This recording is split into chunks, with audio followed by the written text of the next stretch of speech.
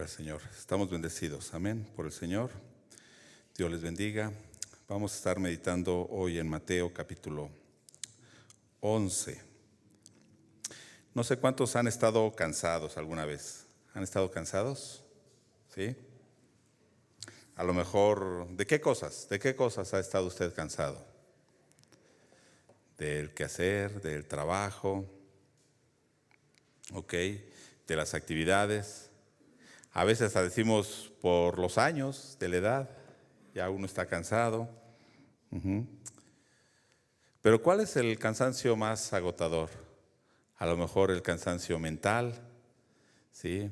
Cuando tiene preocupaciones y aunque quisiera usted descansar, no puede porque está pensando, quiere dormir y no puede, ¿verdad? Está cansado mentalmente, pero sigue cansándose más y no puede descansar. Y bueno, no se diga del cansancio espiritual, ¿verdad? La carga del pecado, cuando nos alejamos de Dios o cuando le fallamos, cuando pecamos contra Dios. Y bueno, hay una carga. Y pensamos a lo mejor, o hasta nos sentimos agobiados y pensamos que nunca podremos descansar. Pero vamos a Mateo 11, 28, y es un versículo muy famoso. Y bueno, estamos cansados y llegamos a este versículo que dice así, Mateo 11, 28. Venid a mí todos los que estáis trabajados y cargados, y yo os haré descansar. Se lo sabe, ¿verdad? De memoria. Lo ha escuchado muchas veces. Oremos al Señor. Padre, en esta hora nos acercamos al trono de tu gracia. Oh Dios, sabemos que tu Espíritu está en ese lugar y también, oh Dios, tu palabra es Espíritu, es vida. Esta palabra que nos hablas, oh Dios, hace que podamos nosotros tener vida en ti, cuando vivimos en ella, cuando perseveramos en ella, oh Dios. Cuando obedecemos tu palabra, tú nos haces tener vida. Dios, gracias te damos por tu palabra y pedimos que nos hables, que seas tú hablándonos en esta hora. Oramos en esta hora también por los hermanos que están a la distancia, que tú les estés hablando en ese lugar, o aún aquellos que verán la grabación, oh Dios, que tú les hables también a sus vidas. Que tu Espíritu Santo siga obrando en ellos, siga obrando en cada uno de nosotros, de los que estamos aquí y de los que están a la distancia. En el nombre de Jesús te lo pedimos. Amén. ¿Cuál es el descanso que usted espera? ¿Cuál es el descanso que usted desea? Pensamos, como leemos este pasaje, bueno, si quiero que Jesús me haga descansar, entonces tengo que ir a Él, tengo que acercarme a Jesús y Él se llevará todas mis cargas físicas, emocionales, financieras, familiares. Él se va a llevar todas las cargas. Pero debemos preguntar si este verso se refiere a eso. Si se refiere a eso. Y usted va a decir, ya estaba bien contento pensando que ya iba a llegar a descansar a mi casa. Bueno, sí, vamos a descansar. Pero debemos ver qué es lo que Dios quiere hacernos descansar. ¿Sí? Bueno, vamos a ver primero el reposo, así rápidamente. Normalmente cuando pensamos en reposar, porque aquí dice, bueno, los haré descansar, y también una traducción de descansar es reposar. Pero bueno, cuando pensamos en descansar, ¿qué es en reposar? ¿Usted qué piensa cuando dice voy a reposar? Acostarme y no hacer nada, ¿verdad? En una hamaca, en su cama, en un sillón, en un reposet. Bueno, voy a reposar, voy a descansar y no voy a hacer nada, sin hacer ninguna actividad. Incluso decimos voy a tratar de no pensar en nada, de no pensar en las preocupaciones, no preocuparme por nada, ¿cierto? Entonces cuando leemos en la Biblia que Dios nos hará descansar, Dios nos hará reposar, viene a nuestra mente esto. ¿Sí? Quiero entrar en el reposo de Dios, entonces voy a acostarme y no hacer nada. No preocuparme, no pensar, descansar. Y bueno, muchos piensan en el reposo como descanso. Y bueno, incluso a los más espirituales, piensan en el reposo, ¿en qué piensan? Dicen, el reposo es el día en el que debemos reunirnos como iglesia, ¿no? El día de reposo. Los sabáticos, por ejemplo, dicen, debe ser el sábado. Los cristianos decimos, debe ser el domingo. Pero el reposo va más allá de no trabajar, de dejar de trabajar. Va más allá de eso, ¿sí? Y lo voy a ver así muy rápidamente, tal vez en unos 5 minutos, 10 minutos máximo. Trataré de ver lo que es el reposo bíblico, ¿sí? Yo lo voy a ver desde 2 puntos de vista, el reposo en esta hora, que es lo que también en el Nuevo Testamento nos habla la Biblia de lo que significa el reposo. Y pensemos en Génesis 1. ¿Qué nos habla Génesis 1? La creación, ¿ok? ¿Y cuál fue el final de la creación? De hecho, no está en el capítulo 1, está en el capítulo 2. Y si usted puede ir ahí a Génesis capítulo 2, va a ver el final de la creación. ¿Cuál fue el final de la creación? Fue el reposo, ¿verdad? Dice Génesis 2, capítulo 2, verso 1.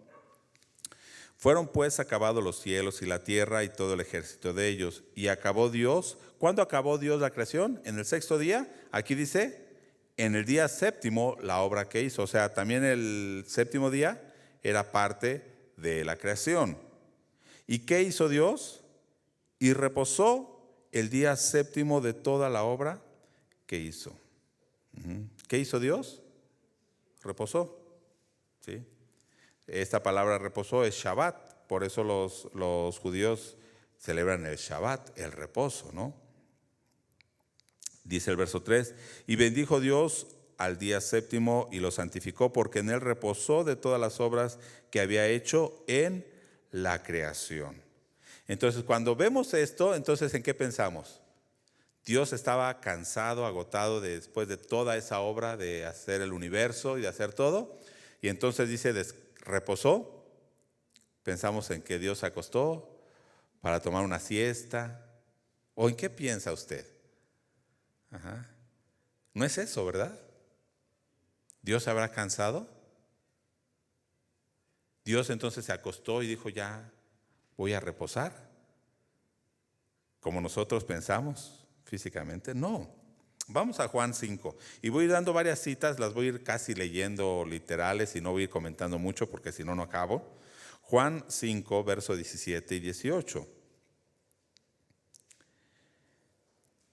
Jesús está discutiendo con los judíos y recordemos que una de las cosas que a los judíos, que a los fariseos les incomodaba demasiado, pero demasiado, era que Jesús hiciera milagros, ¿no? En el día de reposo, que Jesús hiciera algo en ese día, que es el día que no deben hacer nada, que deben de descansar, que es el reposo.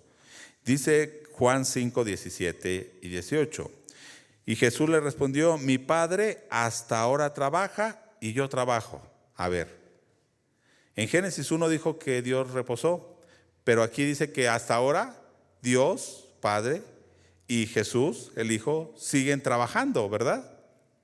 Sigue diciendo, por eso los judíos aún más procuraban matarle, porque no solo quebrantaba el día de reposo, sino que también decía que Dios era su propio Padre, haciéndose igual a Dios. No voy a comentar esto del Padre o del Hijo, porque cuando decimos que Jesús se llamaba Hijo de Dios, o a sí mismo se decía que era el Hijo de Dios, pues se enojaban los judíos, ¿no? Pero aquí dice, ¿por qué? Porque al decir que era hijo de Dios, ¿qué estaba haciendo? Dice aquí, se estaba haciendo igual que el Padre. Ellos entendían eso. No estaba diciendo como nosotros que decimos, bueno, yo soy un hijo de Dios. Y decimos, pues sí, ¿no? Pero para ellos, el que se llamara hijo de Dios, es que estaba diciendo que era igual que el Padre. Bueno, procuraban matarle por eso.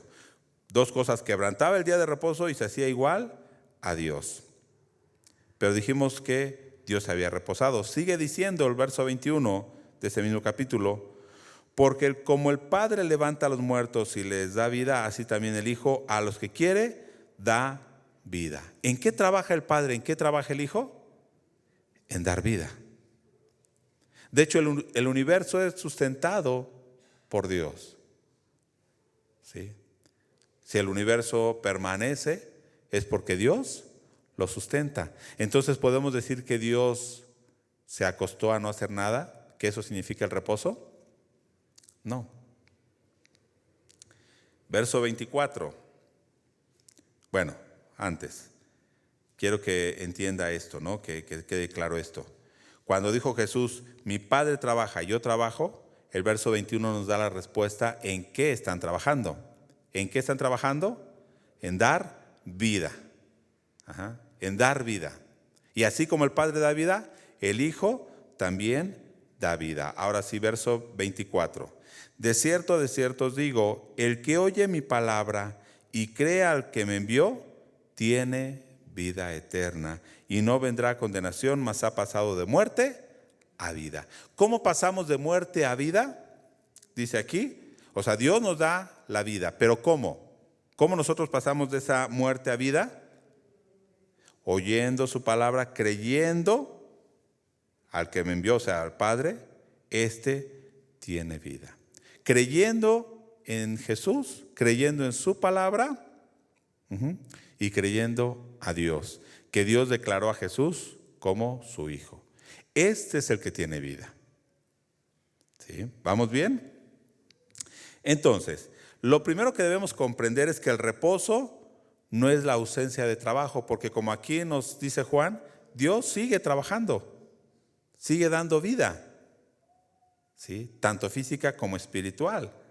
Entonces, el reposo no es la ausencia de trabajo, ya que hasta ahorita Dios sigue trabajando en dar vida, esto es, en traer salvación. Hebreos 4 también nos va a hablar de este reposo. Ahora, quiero que comprendamos bien y voy a ir poniendo algunos ejemplos a lo mejor para que digamos, sobre todo los hermanos cuando trabajan en una empresa y luego dicen, tengo una semana de descanso, ¿no? o de vacaciones, pero no va a salir a pasear, a lo mejor se va a quedar en casa. Y normalmente, ¿qué hacen los varones cuando tienen esa semana de descanso? ¿Qué hacen? Trabajar en casa, ¿verdad? Trabajar. Que si hay que poner una tabla, que si hay que cambiar el foco, que si hay que hacer, no sé, algún arreglo a la casa. Normalmente, ¿no?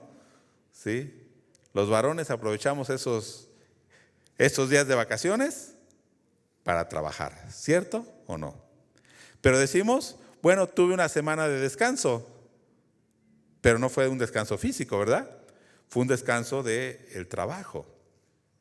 Pero seguimos trabajando. O cuando llegamos a la casa y decimos, bueno, vengo y descanso. Pero en realidad no descansamos, llegamos a hacer cosas. Pero entonces, bueno, ahorita vamos a ir viendo esto. Tenga en mente esto. Hebreos 4, verso 1 al 5, dice, temamos pues, no sea que permaneciendo a una promesa de entrar en su reposo, que hay una promesa de entrar en su reposo, algunos de vosotros parezcan no haberlo alcanzado. Hay una promesa, ¿verdad? De entrar en el reposo, pero algunos parece que no van a llegar a ese reposo. Verso 2, porque también a nosotros se nos ha anunciado las buenas nuevas como a ellos. También a nosotros se nos ha anunciado el evangelio como a ellos. Ellos está hablando de los israelitas en el Antiguo Testamento. Dice, pero no les aprovechó el oír la palabra por no ir acompañado de fe en los que la oyeron. De nada sirve oír la palabra de Dios si no va acompañado de fe. Y para el escritor de Hebreos, la fe es igual a obediencia. Después, si quiere, leer los versos anteriores en el capítulo 3. Pero para el escritor de Hebreos, Dice, ellos fueron incrédulos, por eso pecaron, por eso desobedecieron. Entonces, para el escritor de Hebreos, la fe, creer a Dios, es igual a la obediencia. Por eso dice, a ellos no les aprovechó nada el oír la palabra, si no va acompañado ¿de qué? De obediencia. Verso 3, pero los que hemos creído entramos en el reposo de la manera que dijo, por tanto juré en mi ira, no entrarán en mi reposo, aunque las obras suyas estaban acabadas desde la fundación del mundo. Pero nosotros ya entramos en el reposo, dice, ¿no? Los que hemos creído, ya estamos en el reposo. ¿Cierto o no? Amén. Estamos en el reposo. Pero usted sigue trabajando. A veces se sigue cansando. Entonces vamos a ir viendo este reposo. Verso 4, porque en cierto lugar dijo así del séptimo día, y reposó Dios de todas sus obras en el séptimo día. Y otra vez aquí, no entrarán en mi reposo. O sea, está diciendo el escritor de Hebreos, nosotros ya entramos en el reposo, aunque las obras de Dios ya estaban acabadas. O sea, ya el reposo estaba acabado desde la creación del mundo. Por eso dice Génesis, y reposó Dios de todas sus obras. Y entonces dice en el verso 5, entonces, ¿por qué Dios dice otra vez, no entrarán en mi reposo? Si ya el reposo estaba desde la creación, desde el Génesis 2, dice el verso 6, por lo tanto, puesto que falta que algunos entren en él, en ese reposo que Dios ha dado, y aquellos a quienes primero se les anunció la buena nueva no entraron por causa de desobediencia. Falta que algunos entren en ese reposo. Y bueno, va a seguir hablando, va a seguir diciendo el escritor de Hebreos, ¿cuál es ese reposo? No es el reposo de la tierra de Canaán, no es el reposo al cual los llevó Josué, que los metió a la tierra de Canaán. No, es el reposo en Jesucristo. Voy a descansar del trabajo, pero estoy morando en mi casa. Y en mi casa tengo muchas cosas que hacer, pero estoy descansando, estoy reposando, pero a la vez estoy trabajando, ¿no? En casa. Pero en realidad el sentido que lleva el reposo, el primer sentido, le dije que 2 sentidos iba a haber ahorita rápidamente. El primer sentido es morar, habitar, ¿sí? Ya le he puesto este ejemplo.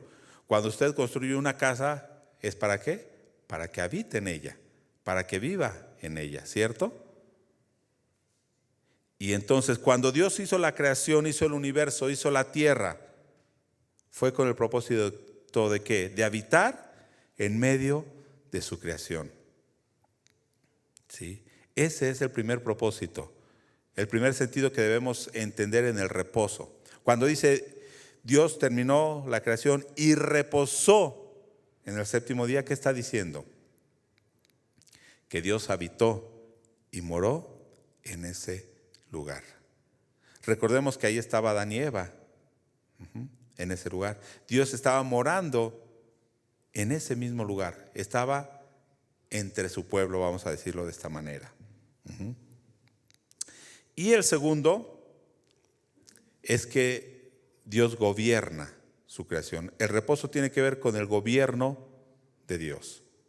En este caso, en el libro de Mateo, como dice, el reino de Dios, ¿cierto? El reino de Dios se ha acercado. Esto lo podemos ver claramente en el pueblo de Israel. Cuando Dios saca al pueblo de Israel de Egipto, ¿sí? Dios quería habitar en medio de ellos, ¿no? ¿Sí? Dios quería habitar en medio de su pueblo. Sí. Y el Éxodo, bueno, no la mayor parte, pero gran parte del Éxodo, ¿en qué se enfoca? A partir del capítulo 25 al final, al 40, ¿en qué se enfoca? En el tabernáculo, ¿cierto? ¿Y ese tabernáculo qué significaba? La presencia de Dios. Pero no solamente la presencia de Dios, era el lugar más sagrado. Y dentro del tabernáculo había el lugar santísimo. ¿Qué había en el lugar santísimo? El arca del pacto. Y sobre el arca del pacto estaba la tapa, que ¿cómo se llamaba? Propiciatorio. ¿Sí?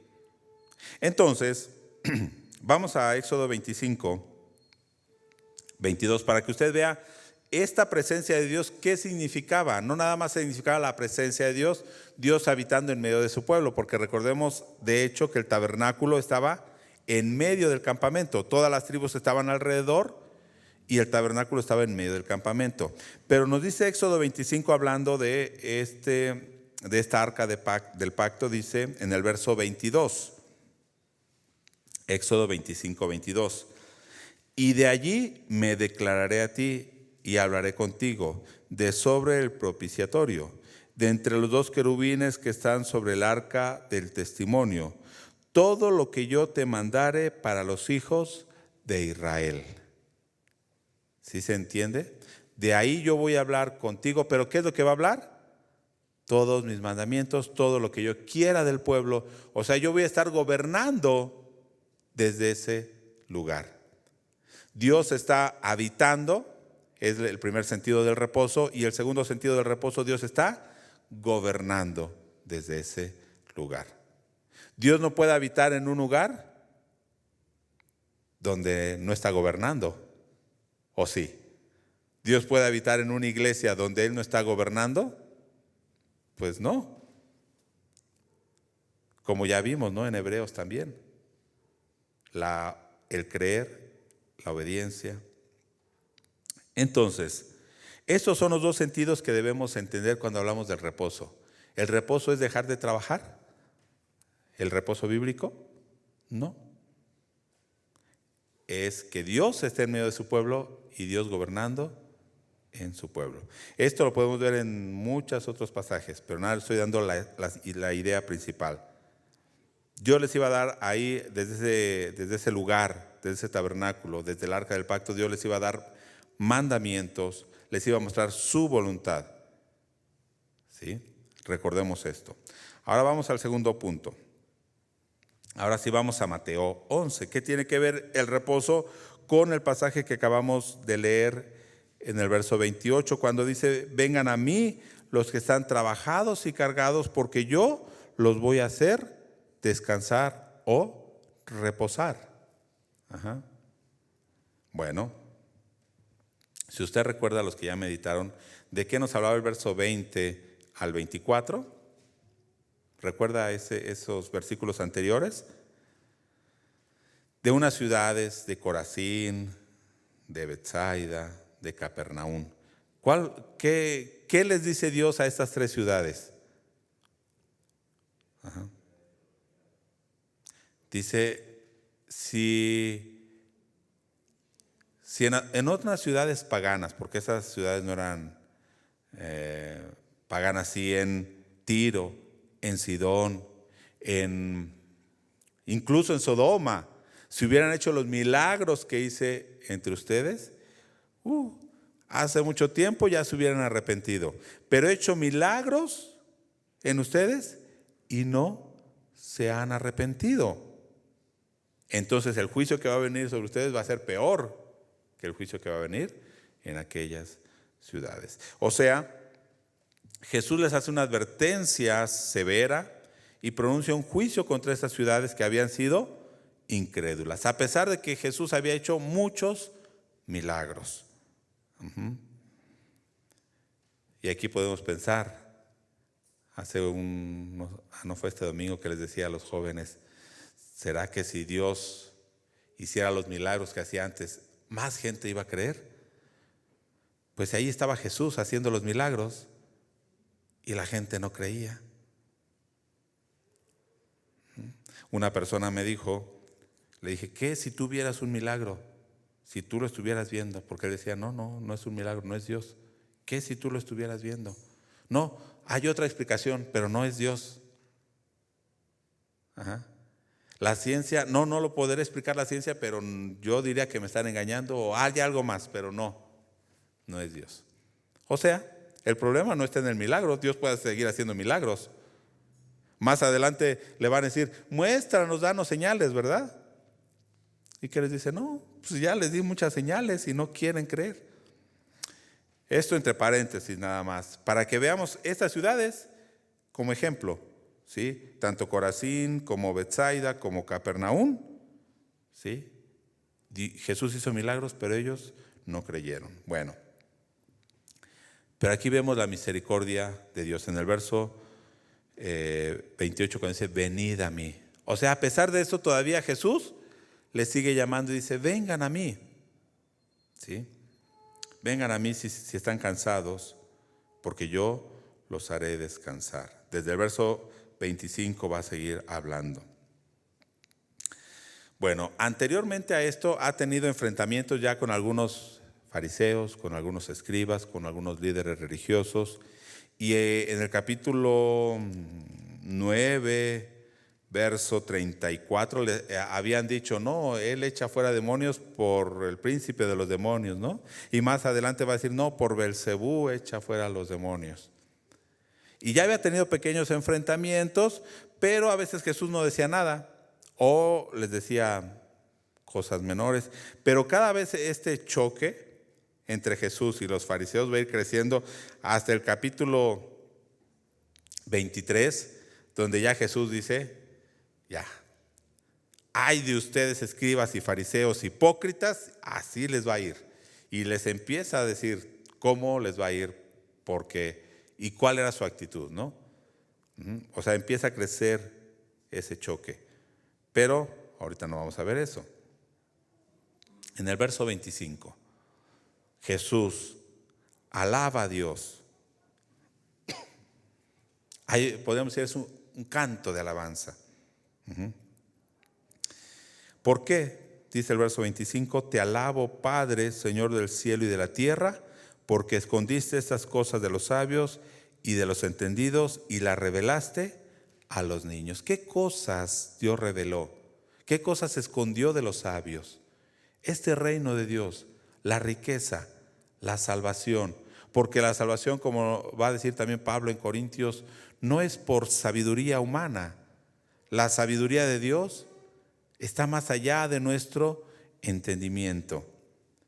Y por eso dice en 1 Corintios 1, 28, de lo vil, lo menospreciado, escogió Dios para avergonzar a los sabios de este mundo. ¿Cierto? Por eso Jesús dice, Señor, te alabo, porque por este lado tenía a sus discípulos, pescadores, algunos revolucionarios, algunos cobradores de impuestos que eran gente pecadora para los judíos, algunos incrédulos, algunos soberbios, pero les estaba revelando el reino de Dios. Y por otro lado están los sabios del mundo, los escribas, sacerdotes, fariseos, que tienen la vista, o más bien están cegados y no pueden ver lo que tienen enfrente. Y dice, gracias porque ha revelado estas cosas. Dice el verso 26, sí, Padre, porque así te agradó. Y hay algo bien tremendo. Si usted tenga en mente esto, verso 25 y 26. Primero está hablando del Padre que reveló porque le agradó al Padre. Revelar a los niños, a los que no son sabios, a los que no son grandes en este mundo. Después dice el verso 27. Todas las cosas me fueron entregadas por mi Padre y nadie conoce al Padre, al Hijo sino el Padre, ni al Padre conoce a alguno sino el Hijo, y aquel a quien el Hijo lo quiera revelar. Ahora, ¿quién revela al Padre? ¿Quién revela este reino de Dios? El Hijo, y a quien Él quiere. ¿Por qué le digo que hay algo tremendo? Porque primero era el Padre que revelaba al que quería, y ahora ¿quién es? El Hijo. O sea, se está poniendo igual que Dios. Y por eso nosotros decimos y creemos que Jesús es Dios, 100% Dios. Pero al punto principal que queremos es esto, ¿no? Esta invitación del verso 28, vengan a mí los que están trabajados y cargados, que yo los haré reposar. ¿Sí? ¿Qué significa esto? O sea, ¿de dónde vienen estas palabras? Y en realidad Jesús toma estas palabras de Jeremías. De Jeremías. Vaya ahí a Jeremías 31 y lo voy a ir leyendo así rápidamente y usted, o si no lo puede ver aquí en la pantalla, Jeremías 31 del verso 25 y 26. Todo el capítulo 31 está hablando de la restauración del pueblo de Israel. Jeremías estaba en un tiempo donde apenas se iban a ir cautivos a Babilonia. ¿Sí? Jeremías es el último profeta que está ahí profetizando antes de que se los lleven a Babilonia. Pero ya está hablando de la restauración. En el capítulo 31. Y en el verso 25 dice: porque satisfaré el alma cansada y saciaré a toda alma entristecida. En esto me desperté y vi, y mi sueño me fue agradable. O sea, dice Dios, o Jeremías estaba soñando y dice Dios: yo voy a satisfacer esa alma que está cansada. Y voy a saciar toda alma que está entristecida. Después va a seguir hablando y llega desde el verso, más adelante, en el verso 27 creo, comienza a hablar ya del nuevo pacto, pero en el verso 31 específicamente dice: he aquí que vienen días, dice Jehová, en los cuales haré nuevo pacto con la casa de Israel y con la casa de Judá. Está diciendo, cuando venga la restauración, ¿cuándo va a ser? En estos días, cuando yo haga nuevo pacto. Cuando los voy a hacer descansar, va a ser en este día, cuando yo haga nuevo pacto con la casa de Israel y de Judá. Verso 32. No como el pacto que hice con sus padres el día que tomé su mano para sacarlos de la tierra de Egipto. Porque ellos, ¿qué hicieron? Invalidaron mi pacto, aunque fui yo un marido para ellos, dice Jehová. Y el verso 33. Pero este es el pacto que haré con la casa de Israel después de aquellos días, dice Jehová. Daré mi ley en su mente y las escribiré en su corazón, y yo seré a ellos por Dios, y ellos serán por pueblo. Ellos me serán por pueblo. ¿Sí se da cuenta entonces la relación que tiene de este descanso, de este reposo de Dios, con el nuevo pacto ahora en Jesús? Que nosotros seamos el pueblo de Dios y Él sea nuestro Dios. Eso nos lo va a decir también en Hebreos 8. Nos lo va a decir esto mismo. Aquí en Jeremías decía que Él iba a dar descanso a estas almas cuando viniera el nuevo pacto. Y en 2 Corintios 6:16, también hablando del nuevo pacto, Pablo recordando las palabras de Ezequiel 37, dice el 2 Corintios 6:16: ¿y qué acuerdo hay entre el templo de Dios y los ídolos? Porque vosotros sois el templo del Dios viviente. ¿Qué somos? El templo del Dios viviente. Como Dios dijo: habitaré y andaré entre ellos, y seré su Dios, y ellos serán mi pueblo. O sea, el reposo de Dios.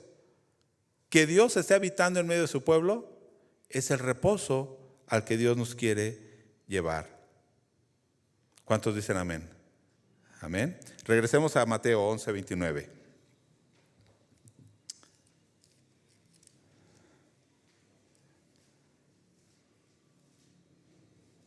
Dice: llevad mi yugo sobre vosotros y aprendan de mí, que soy manso y humilde de corazón, y hallaréis descanso para vuestras almas. ¿Dónde hallaremos el descanso?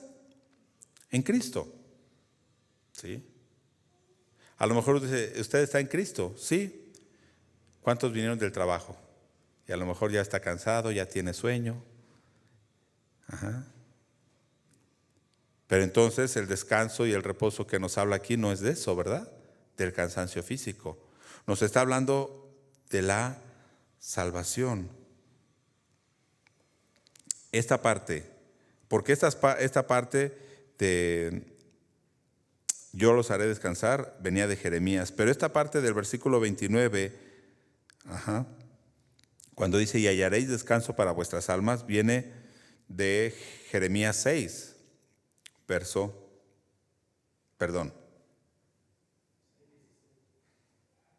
Sí, 6:16. Así dijo Jehová: paraos en los caminos y mirad, y preguntad por las sendas antiguas, cuál sea el buen camino, y andad por él. Esas sendas antiguas, en realidad es el camino de Dios de que Él había trazado desde un principio. Vean por esas sendas y hallaréis descanso para vuestras almas. Y todos dijeron: amén. No andaremos. Pero bueno, eso dijeron ellos, ¿verdad? Y nosotros, ¿cómo decimos? Sí andaremos por esas sendas. ¿Queremos tener descanso para nuestras almas? Amén. Anden por esas sendas antiguas, por ese camino de Dios. O sea, por ese propósito que Dios había establecido desde un principio, desde el Génesis, capítulo 2, cuando dijo: reposó Dios, habitó y quería estar gobernando en su creación.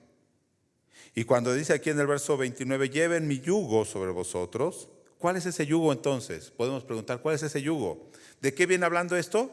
Del nuevo pacto, ¿no? Tanto Jeremías como Ezequiel, ¿de qué estaban hablando? Del nuevo pacto. Ajá. Entonces, ese yugo, es el pacto de Jesús que está haciendo con nosotros. ¿Y cuál es ese pacto? ¿Cuál es el nuevo pacto? Dios, como lo leímos en Corintios, en Jeremías, en Hebreos, Dios andará en medio de su pueblo, será nuestro Dios y nosotros seremos su pueblo. Este es el verdadero reposo, hermanos. Dios habita en medio de nosotros y Él debe gobernar nuestras vidas. Vengan a mí, yo los haré reposar.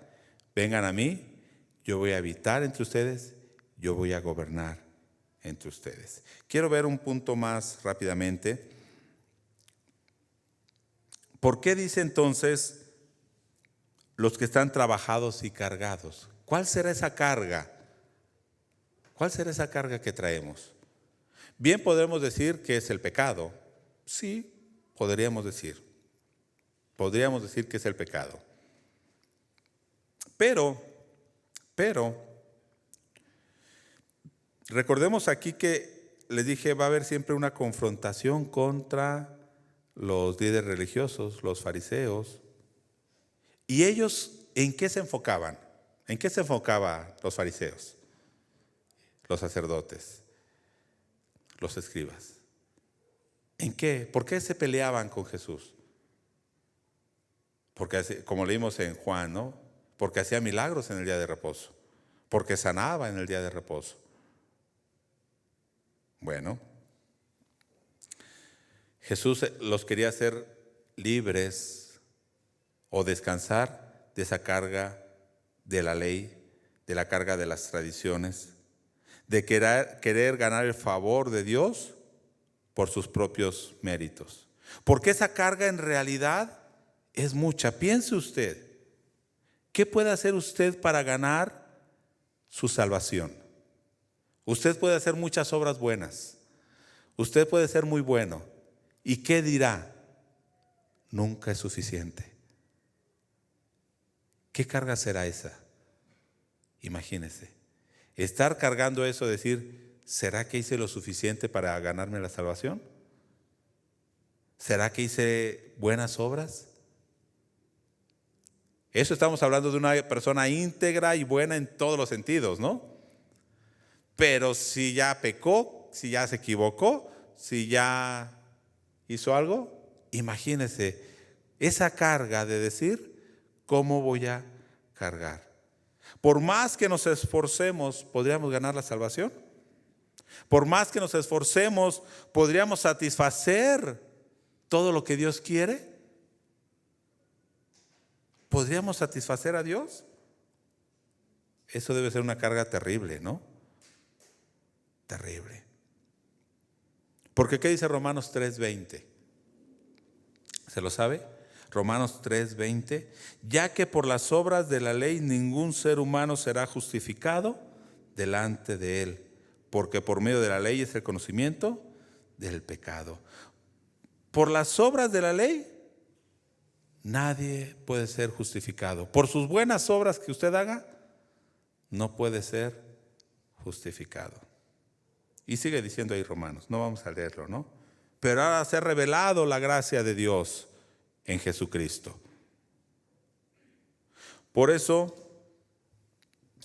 en Mateo 23, verso 3 y verso 4, Jesús les dice: así que todo lo que les digan los fariseos y los escribas, guárdenlo, háganlo. Todo lo que les digan, háganlo, pero no hagan conforme a sus obras. Porque ellos dicen, pero no hacen. Y fíjese lo que dice aquí: porque atan cargas pesadas y difíciles de llevar, y las ponen sobre los hombros de los hombres, pero ellos ni con un dedo quieren moverlas. Porque esa carga de la ley, de los mandamientos, de los ritos, un día, otro día, tengo que estar yendo cada día a sacrificar para que Dios me perdone, era una carga que nadie podía soportar.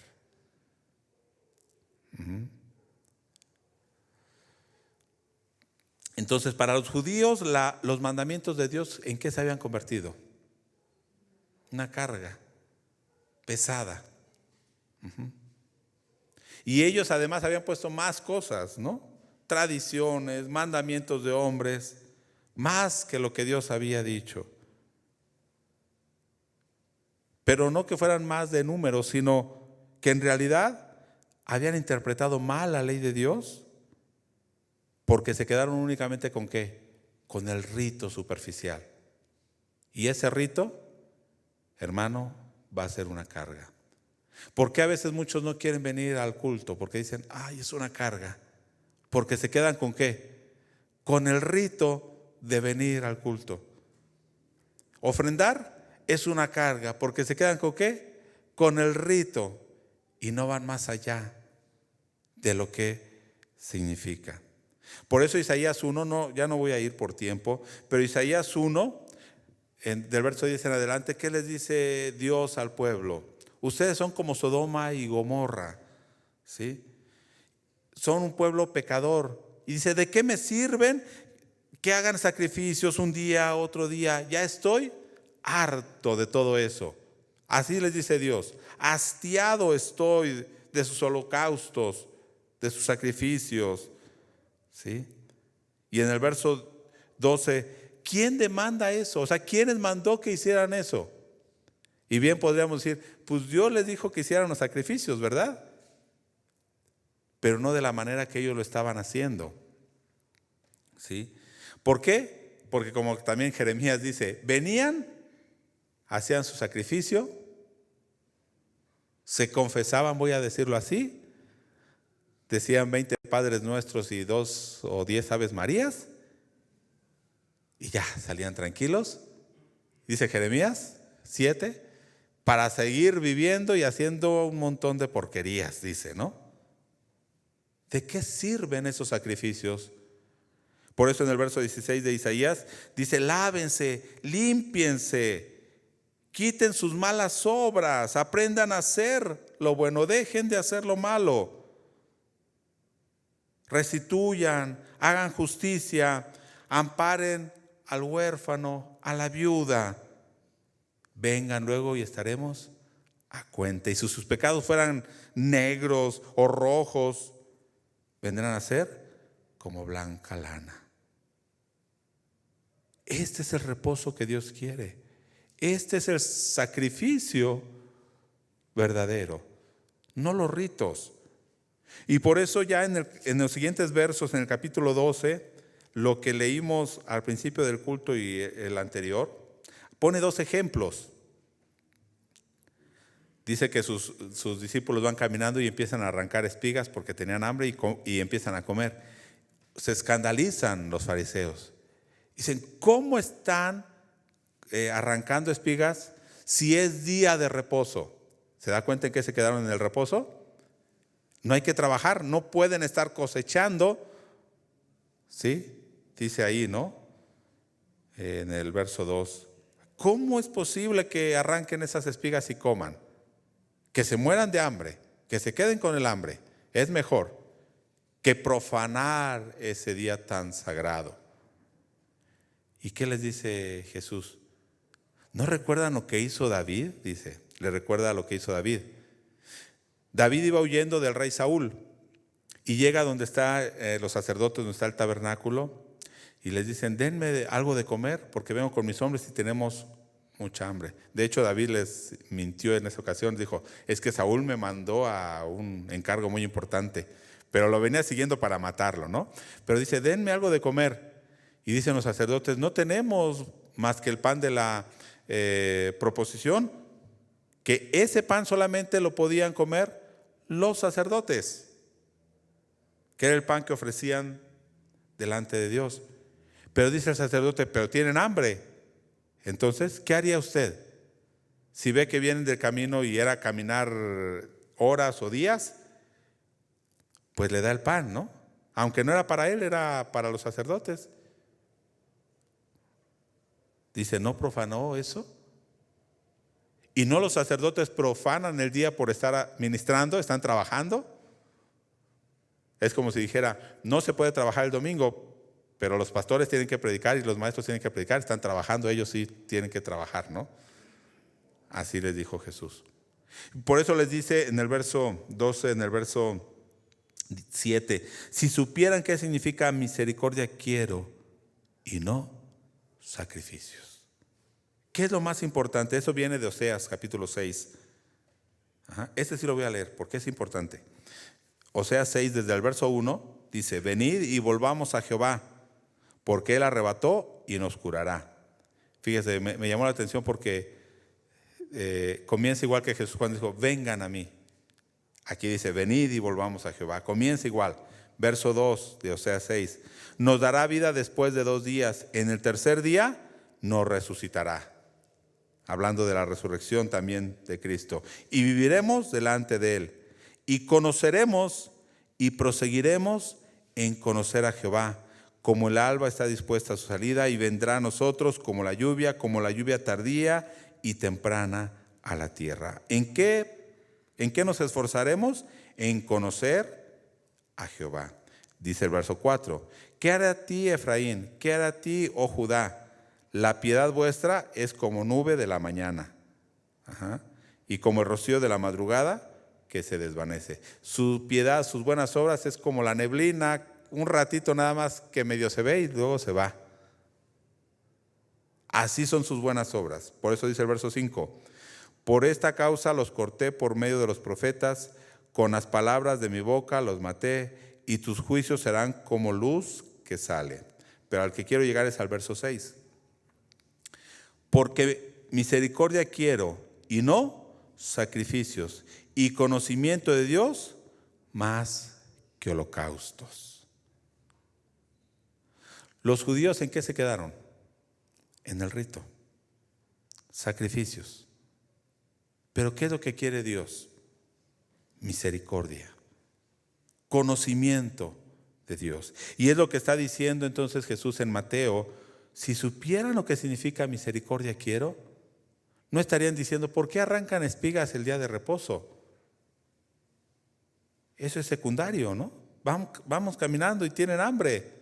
Pero para ellos arrancar eso, Y después pone otro ejemplo, verso 9 en adelante. Ese hombre de la mano seca que está ahí, llega a la sinagoga y hay un hombre que tiene una mano seca, está paralizada. Y entonces llegan los fariseos y le dicen, oye Jesús, ¿es lícito sanar en el día de reposo? Porque si sanas te estás trabajando, ¿no? O sea, ¿es correcto o está bien sanar en el día de reposo? Es una pregunta necia. Es como si ahorita usted dijera, alguien está necesitado de algo, pero es el domingo y el domingo tengo que ir al culto. ¿Será bueno dejar de ir al culto por ir a ayudar a aquella persona? Recuerdo una vez, recordarán cuando se inundaron unas casas en Barrio Alto, que la hermana Lila se le inundó su casa y era día de culto, ¿no? Bueno, sí tuvimos culto, pero después del culto, ¿qué dijimos? vamos a ayudarle a lavar toda su casa, ¿no? Que estaba llena de lodo. Y dijéramos, no, no se puede porque es día de reposo. ¿Es bueno hacer el bien en el día de reposo? ¿Es bueno sanar en el día de reposo? Le están preguntando a Jesús, y Jesús les dice, hipócritas, si ustedes tuvieran una oveja que cuesta dinero y cae en un pozo, trabajarían para sacarla de ese pozo. Y entonces les dice, claro, en el verso 12, por consiguiente es lícito hacer el bien en los días de reposo. Hacer lo bueno en el día de reposo es lícito. Pero me llamó mucho la atención el verso 14, porque dice que entonces en el verso 13 Jesús sanó a este hombre. Le dijo, extiende tu mano, y le extendió y le quedó igual que la otra. Pero ¿qué dice el verso 14? Y salidos los fariseos tuvieron consejo contra Jesús para destruirle. En otra versión dice para matarle. Ojo, están diciendo, ¿es bueno sanar en el día de reposo? Porque eso es pecado. Pero después, ¿qué van a hacer? ¿Se van a poner de acuerdo en el día de reposo para matar a Jesús? ¿Hay coherencia en eso? No. Es como si usted dijera, ese hermano está trabajando en el día de reposo. Entonces dicen, a ver, hermano, ven, a otro hermano, mira, ese hermano es un pecador porque está trabajando en el día de reposo. No, si vieras cómo es. Y empieza usted a hablar de ese hermano. ¿Qué está haciendo usted? ¿No estaría pecando igual? Si es que fuera pecado el que trabajara. ¿Sí me explico? Aquí entonces debemos ir pensando esto. Es una contradicción, ¿no? Pero en realidad lo que Jesús está diciendo cuando en los versos anteriores dijo, vengan a mí, yo los voy a hacer descansar. ¿De qué los quería hacer descansar? De estas cosas que para ellos era una carga. No hagas esto, no sanes, no arranques espiga, no camines. Hoy no prendas un cerillo en el día de reposo los judíos, ¿no? No pueden prender un cerillo. Un hermano dice, yo iba en las reuniones de los judíos del Sabbat, él les servía la comida, ¿no? Entonces él estaba trabajando porque le servía la comida, pero ya acababa la hora y el judío decía, no te puedo pagar porque no puedo tocar dinero porque es Sabbat, así que después te pago, ¿sí? Ahí después me vas a buscar para que te pague, porque es pecado agarrar el dinero. De estas cosas, de esta carga, Jesús les estaba diciendo, no es la ley, no son los ritos. Yo quiero hacerlos descansar, que ustedes entren en mi reposo, que yo pueda habitar en ustedes y yo pueda gobernar sus vidas. O sea, la salvación. Quiero hacer un pacto con ustedes. ¿Sí? Andaré en medio de ustedes y seré su Dios y ustedes serán mi pueblo. Y cuando piensa en esto, ¿qué hace usted? Descansa. ¿Cierto o no? Descansa. Reposa en Él. ¿Sí? No importan las cosas que están sucediendo en este mundo. La verdad, Dios está en medio de su pueblo. Él nos hará descansar. Es un descanso para nosotros. Y ahora sí podemos, como dice Jesús, llevar su yugo, su carga, porque es ligera. ¿Sí? El nuevo pacto, el que Dios esté con nosotros, es ligero. Sabemos que todas las cosas nos ayudan a bien. Así que estoy enfermo, pues estoy descansando. Si no tengo dinero, pues no me preocupo en qué gastarlo. ¿Sí? No dice así, creo que el Proverbios, ¿no? Cuando se aumentan, creo que es, o Eclesiastés, no recuerdo. Se aumentan los bienes, se aumentan las preocupaciones, ¿no? Así que, pues no, ¿para qué se quiere preocupar? Mejor así, ya no se preocupa en qué gastarlo. Imagínese la salvación de Dios por gracia. Podemos vivir ahora, sí, en el nuevo pacto dice, ahora sí les doy mi espíritu para que puedan hacer mi voluntad y para que anden en mis mandamientos. Y no querer justificarnos por nuestras obras, porque eso sería una carga terrible, hermano. Querer justificarme por mis obras, ya me equivoqué. Y ya, otra vez, y una carga más. Ahora en Cristo somos libres de esa carga, de ese peso, pero libres para conocerle, como decía Oseas, para obedecer sus mandamientos, para seguir conociendo a Dios. Entonces, hermanos, concluyo. Jesús nos está haciendo una invitación. Vengan a mí.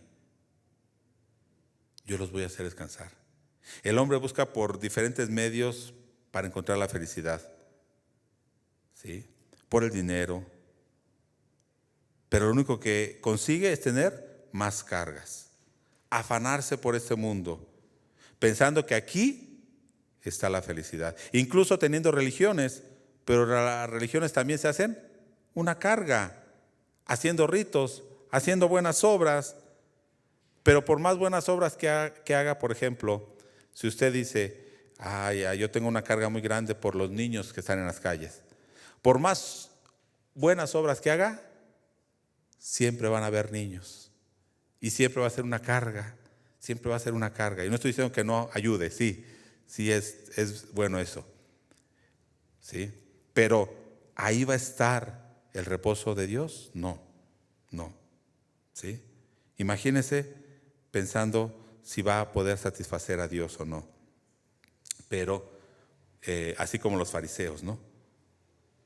Pero aún así nunca tienen reposo, ya que siguen esclavos ¿de qué? Del pecado. ¿Sí?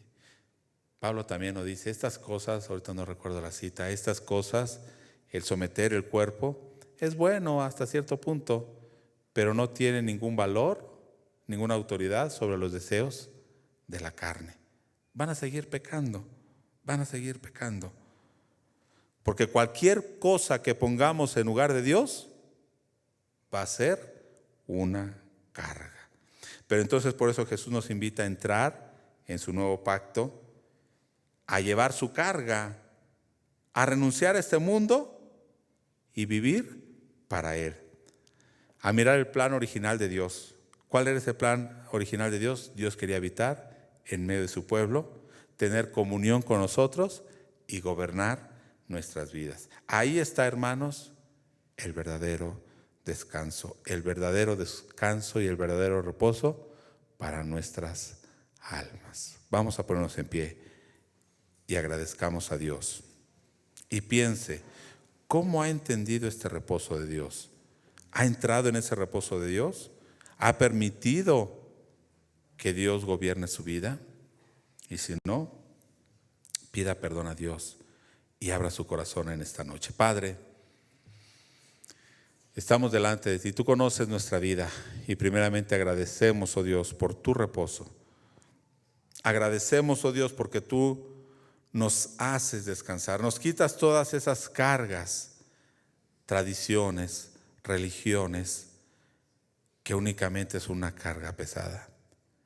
Pero ahora también nos haces entrar en ese nuevo pacto y podemos llevar tu carga, tu yugo, que es ligero.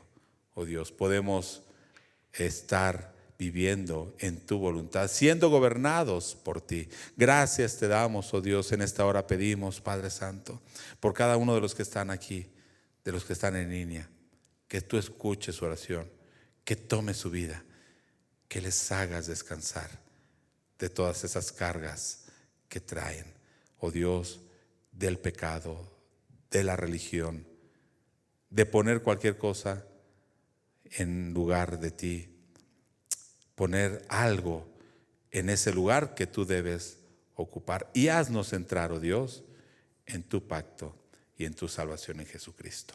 Gracias te damos, oh Dios. Oramos en el nombre de Jesús. Amén. Amén. Dios les bendiga.